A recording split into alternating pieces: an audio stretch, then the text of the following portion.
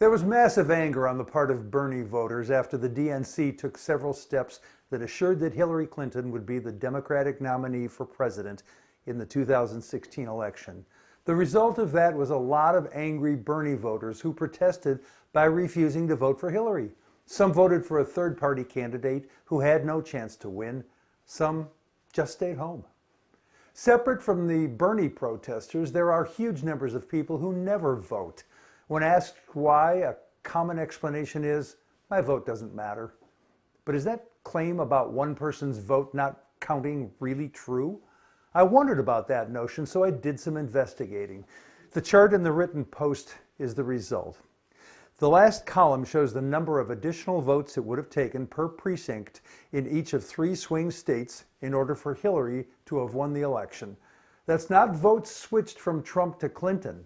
Switching votes would cut in half the number of votes needed per district to defeat Trump. This is simply the very small number of voters per precinct, 6 maximum, in 3 states which would have changed the election, the country, and the trajectory of the entire world. And our federal workers would not have gone unpaid for over a month. The FBI would have been functioning at full strength and with full resources to protect our country. Coast Guardies and their families wouldn't have had to eat handouts. Children wouldn't have been going without medical care. Renters wouldn't be facing eviction. TSA agents wouldn't have been sleeping in their cars or skipping meds. But all that happened because we got Trump and all the drama and destruction he's caused. It seems that just a handful of people who thought their vote didn't matter were wrong.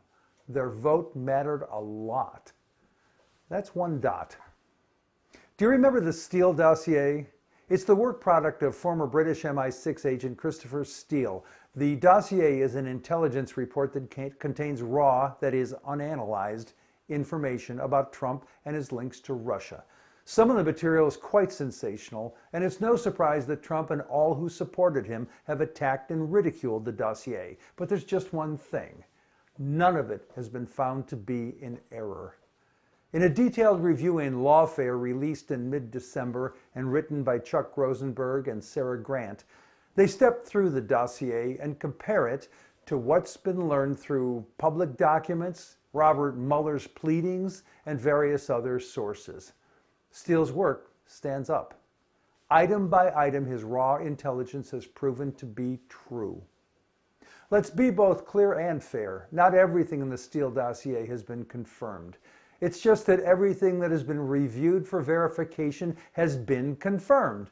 Nothing has been disproven. Not the conspiracy to affect our election, not the suspicious money movements, and not the Trump Tower Moscow project and all its connections to the Kremlin. You're well aware that Donald Trump will say and do anything that he thinks serves him, and he never lets truth or reality stand in the way of his mouth.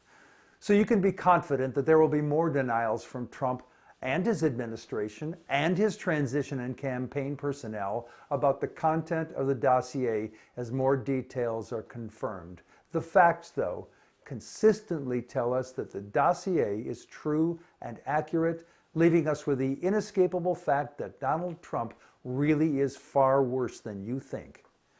That's the second dot. Let's connect all of that to a third dot to see a picture.